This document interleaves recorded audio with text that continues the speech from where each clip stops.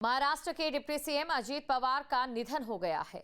वो 66 साल के थे और बुधवार सुबह 8:45 पर बारामती में उनका प्लेन क्रैश हो गया।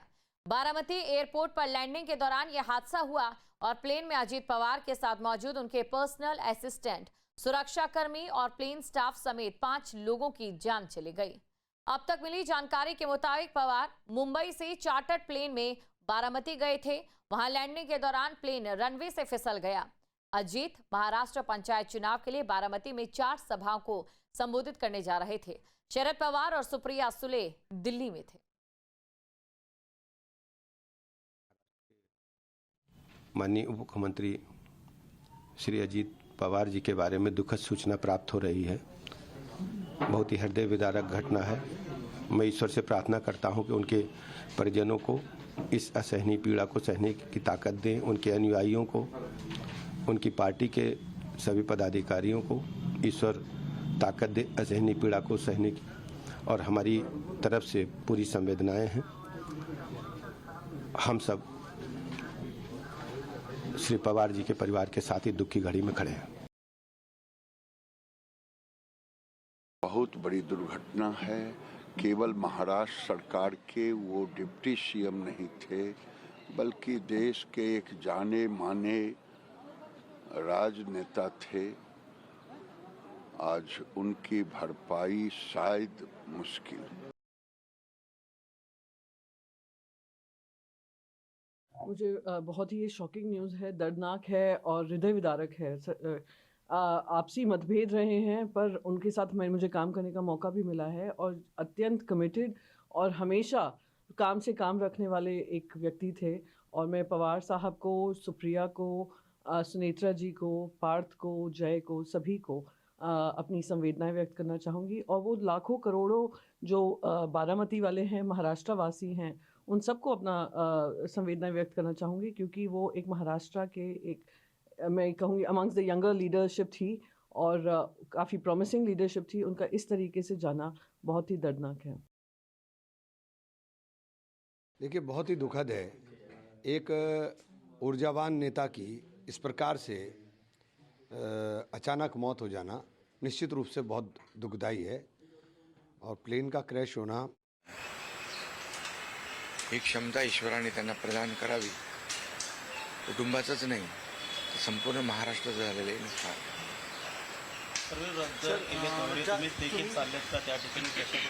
हाँ, मी आणि मुख्यमंत्री,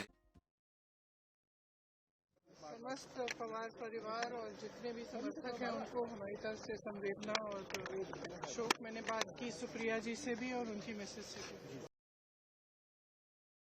अजीत पवार का ये एक्सीडेंट में निधन होना ये बहुत ही दुखद और दुर्भाग्यपूर्ण है। पिछले 40 साल से महाराष्ट्र के राजनीति में मेरे बहुत घनिष्ठ मित्र रहे, उनके मेरे पारिवारिक संबंध रहे। बहुत कर्मठ, अच्छा प्रशासक और विकास की दृष्टि रखने वाले ऐसे वो नेता थे। उनके जाने से बहुत बड़ा नुकसान हुआ है। उनके परिवार को भी काफ़ी उनके ऊपर भी एक बड़ा हादसा हुआ है। मुझे लगता है कि भगवान उनको ये जो घटना हुई है इसका दुख सहन करने की ताकत दे। मैं व्यक्तिगत रूप से और पार्टी के तरफ से महाराष्ट्र के इस पुराने सहयोगियों को मैं श्रद्धांजलि अर्पित करता हूँ। भगवान उनके आत्मा को शांति दे।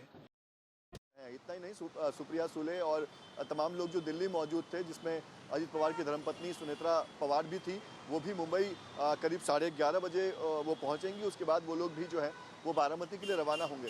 तो कहीं ना कहीं परिवार के लिए एक बहुत ही दुख की बात। और परिवार का माफ़ कीजिएगा, परिवार का जो भी सदस्य जहां भी है वो अब बारामती के लिए रवाना हो रहा है। और हर कोई जो है वो बस जल्द से जल्द बारामती पहुंचने की तैयारी में है। जी,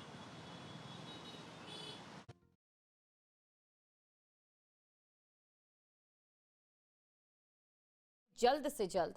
साथ ही आपको ये भी जानकारी दे दें कि अभी आपने उन तमाम राजनीतिक नेताओं की ओर से जो कहा गया वो भी सुना। सभी शोक में डूबे नजर आ रहे हैं और शोक की लहर जाहिर तौर पर सिर्फ महाराष्ट्र ही नहीं, इस समय पूरे देश में भी देखने को मिल रही है। जाहिर तौर पर एक ऊर्जावान नेता जिनके हाथों में एनसीपी की बागडोर थी और किस प्रकार से तमाम चुनौतियों के बावजूद एक मजबूत स्तंभ की तरह वो खड़े रहे और सामंजस्य तमाम राजनीतिक दलों के साथ उनका रहा। और साथ ही आपको ये भी जानकारी दे दें कि किसी भी नेता का 2 या 3 से बार ज़्यादा चुना जाना ये बताता है कि उस नेता के अंदर कितनी काबिलियत है। यही वजह है कि 5 से 6 बार के वो डिप्टी सीएम रहे।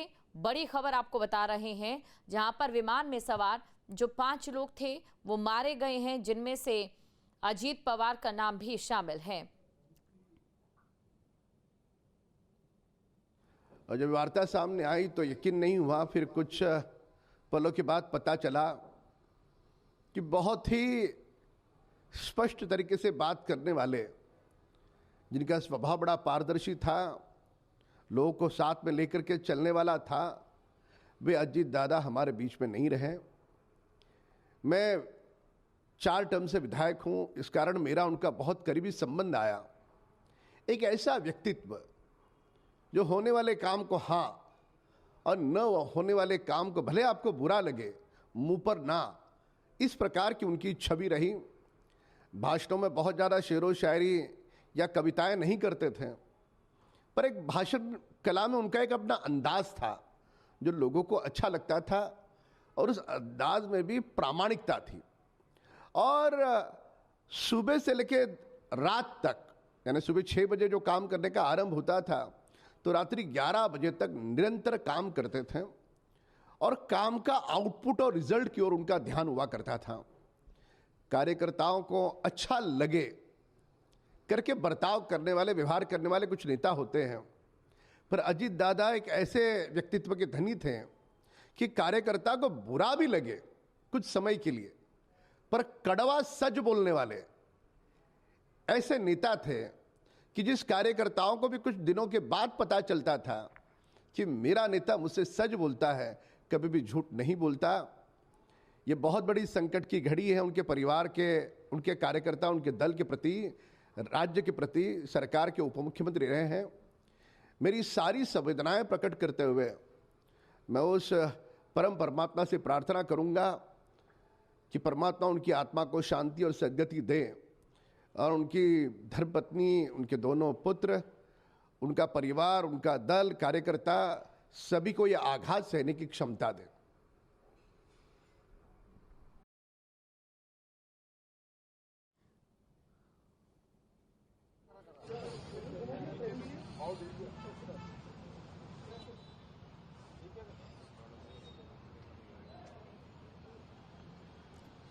तो ये तस्वीरें आपके सामने हैं और इस समय यही तमाम राजनीतिक हलकों में और साथ ही जो उनके समर्थकों के हैं वो तस्वीरें निकलकर सामने आ रही हैं अलग अलग जगहों से। आप देखिए आंखों में आंसू हैं और जाहिर तौर पर किसी को अंदेशा भी नहीं होगा कि आज का जब सूरज उगेगा तो एक ऐसी खबर सामने लेकर आएगा जिससे एक बड़ी राजनीतिक हस्ती का हमारे बीच से यूं चला जाना हमें हमेशा के लिए कहीं ना कहीं कुरीदता रहेगा।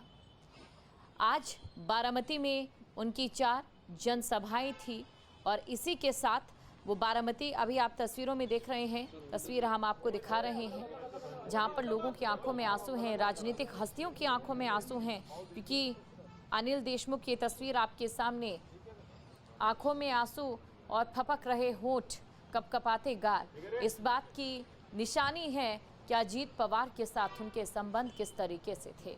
और यही संबंध उनके हर एक राजनीतिक दल और उनके नेताओं के साथ थे, जहां पर वैचारिक मतभेद भले ही किसी भी अन्य पार्टी के साथ उनका रह सकता था या फिर राजनीतिक जो उनके विपक्ष की बात कर लें या फिर विरोधियों की बात कर लें, उनके बीच में रह सकता था, लेकिन शायद ही कोई नेता ऐसा हो जो उनके साथ व्यक्तिगत जो मतभेद है वो रखता हो। हालांकि जिस प्रकार उनके चाचा के साथ उनके रिश्ते रहे और बाकी चीज़ें रही, आज सुप्रिया सुले भी बारामती की ओर रवाना हो चुकी हैं जब उनके कानों में ये खबर पड़ी।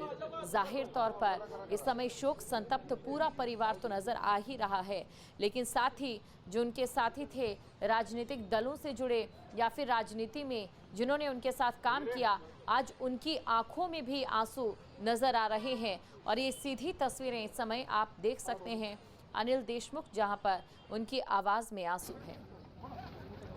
तो ये बड़ी खबर आपको बता रहे हैं, महाराष्ट्र के डिप्टी सीएम अजीत पवार का प्लेन क्रैश में निधन हो गया है।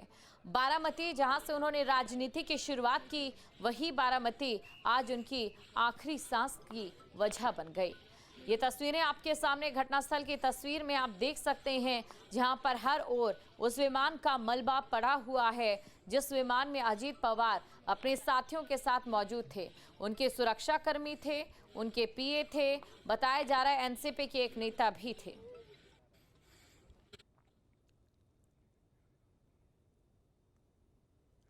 तो सीएम पुष्कर सिंह धामी की तस्वीर हम आपको दिखा रहे हैं, जहां पर शोक व्यक्त किया जा रहा है मौन रहकर।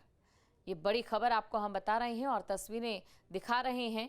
जब भी बात अजीत पवार की होती है तो राजनीति या उनसे जुड़ी बात सिर्फ महाराष्ट्र तक ही सीमित नहीं रहती है, उसकी गूंज दिल्ली से लेकर पहाड़ों यानी कि उत्तराखंड में भी सुनाई दे रही है, दिखाई दे रही है। बड़ी खबर आपको हम बता रहे हैं, जहां पर तस्वीरें भी आपके सामने हैं। आज एक ऐसी खबर सामने आई जिसने राजनीति के उगते चिराग का अंत कर दिया। एक ऐसा चिराग जो लगातार एक पार्टी को रोशन करने का काम कर रहा था, और उनका काम वजह है कि लगातार 5 से 6 बार वो डिप्टी सीएम जो है चुने गए, डिप्टी सीएम का पद उन्हें मिला। पूरे देश की अगर हम बात करें, कुछ ही नेता ऐसे रहे हैं, जब भी कोई ताज हमें मिलता है या किसी को भी दिया जाता है तो वो ताज महज एक ताज नहीं होता, बल्कि उसमें चुनौतियों रूपी कांटे भी होते हैं। लेकिन उन्हीं चुनौतियों को पार करते हुए उस उपाधि को या फिर उस पद को सालों साल अपने पास रखना, ये सबसे बड़ी चुनौती होती है। और ये दिखाता है कि एक नेता अपने काम में कितना कुशल है या फिर एक नेता किस प्रकार जनता के प्यार का हकदार है।